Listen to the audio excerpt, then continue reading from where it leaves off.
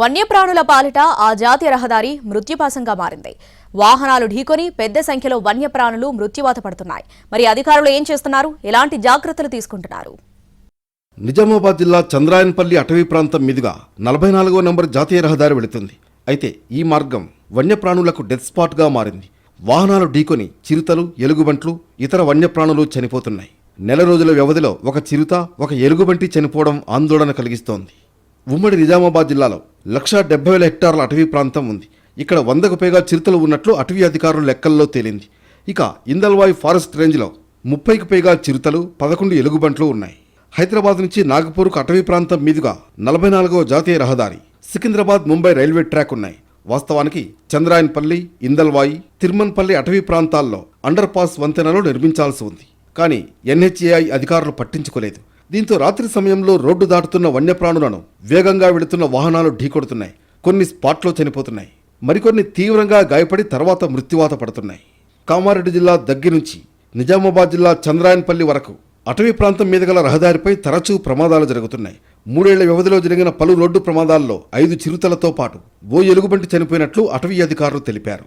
అంటే యాక్సిడెంట్ కావడానికి కారణం ఏంటంటే నైట్ అవర్స్ ఆఫ్ అది ఫుడ్ కోసం బయలుదేరుతుంది కాబట్టి అది మూవ్ చేయాలి, వాడికి తెలియదు. అంటే ఫారెస్ట్ ఎక్కడి నుంచి ఎడిపోతుంది, హైవే ఉందా అని తెలియదు. కాబట్టి ఈ వాహనదారులు ఏం చేస్తారు, నైట్లో ఓవర్ స్పీడ్ ఉంటారు కాబట్టి అది తలిగి చనిపోతున్నాయి. అది కారణం మెయిన్. అంటే యాక్చువల్ ఏంటంటే ఈ హైవే వాళ్ళకి మా డిఎఫ్ గారు, గౌరవ డిఎఫ్ గారు లెటర్ రాశారు, అండర్ పాస్ చేయమని ప్లస్ ఫెన్సింగ్ చేయమని. వాళ్ళు చేస్తామని చెప్తున్నారు. ఇంతవరకు అయితే యాక్షన్ అయితే లేదు వాళ్ళ NHAI తరఫున. మేము వాళ్ళు చేయాల్సింది డిపార్ట్మెంట్ తరఫున అయితే మేము సాసర్ పిట్లు కానీ మన వాటర్ సోర్స్ అయితే అవైలబుల్ ఉంది. దానికి ఇబ్బంది ఏం లేదు, వాటర్కి అయితే ఇబ్బంది లేదు. ఆ ఫుడ్కి వెళ్ళినప్పుడే ఇబ్బంది అవుతుంది దానికి. అటవీ ప్రాంతంలో రోడ్డుకి ఇరువైపులా కంచెలు ఏర్పాటు చేయాలి. కానీ ఆ విషయాన్ని NHAI విస్మరించిందంటున్నారు అటవీ అధికారులు. చిరుతలు, ఇతర వన్యప్రాణులు రోడ్డు ప్రమాదంలో చనిపోవడంపై స్థానికులు ఆందోళన వ్యక్తం చేస్తున్నారు. అధికారుల నిర్లక్ష్యమే దీనికి కారణమంటూ మండిపడుతున్నారు. మా నేషనల్ హైవే ఒకప్పుడు చిరుతపుల్లు అంటే ఇక్కడ చాలా ఉండేది. కానీ ఇప్పుడు ఏం జరుగుతుందంటే ఈ రోడ్డు ప్రమాదాలలో చాలా చిరుతపుల్లు చనిపోతున్నాయి. ఎందుకంటే అక్కడ వాటికి ఎలాంటి రక్షణ లేదు. రోడ్డు కావడానికి కారణం ఏంటంటే అక్కడ అగ్ని ప్రమాదం జరిగిన వాటర్ కోసమో లేకపోతే దాని యొక్క ఆహారం కోసం రోడ్డు మీద వస్తున్నది. అది రాకుండా ఆ యొక్క ఫారెస్ట్ చుట్టూ ఫెన్సింగ్ వేసి జాలి పెట్టేస్తే అవి బయటకు రాకుండా ఉంటాయి. అప్పుడు దానికి రక్షణ కలుగుతుంది. ఈ అటవీ ప్రాంతంలో ఇటు రైల్వే శాఖ కానీ NHAI కానీ అండర్ పాస్ల నిర్మాణం చేపట్టలేదు. అలాగే వన్యప్రాణులు రోడ్డుపైకి దూసుకురాకుండా ఫెన్సింగ్ ఏర్పాటు చేయలేదు. దీంతో అటవీ ప్రాంతం నుంచి ఒక్కసారిగా రోడ్లపైకి వస్తున్న వన్యప్రాణులు వాహనాలు ఢీకొట్టడం వల్ల మృత్యువాత పడుతున్నాయి. ట్రాక్ దాటుతున్నప్పుడు రైళ్లు ఢీకొని కొన్ని, రోడ్డు దాటుతుండగా వాహనాలు ఢీకొని మరికొన్ని చిరుతలు, ఎలుగుబంట్లతో పాటు ఇతర వన్యప్రాణులు మృత్యువాత పడుతున్నాయి. NH-44పై రాత్రి వేళల్లో ఎక్కువగా ప్రమాదాలు జరుగుతున్నాయి. వన్యప్రాణులు మృత్యువాత పడుతున్నా సంబంధిత శాఖ అధికారులు జాగ్రత్తలు తీసుకోవడం లేదనే విమర్శలు వినిపిస్తున్నాయి.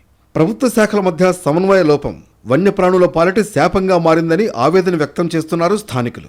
అధికారుల నిర్లక్ష్యము, ఫెన్సింగ్ లేకపోవడం, ఫారెస్ట్లో ఇంకా చిరుతపుల్లు కానీ ఇంకా ఇతర మూగజీవాలు కానీ ఏవైనా సరే బయటకు రావడము, రోడ్డు మీద దాటే సమయంలో ఆ రాత్రిపూట వాటికి ఆ లైట్ ఫోకస్ వల్ల కళ్ళు కనిపిస్తలేవు.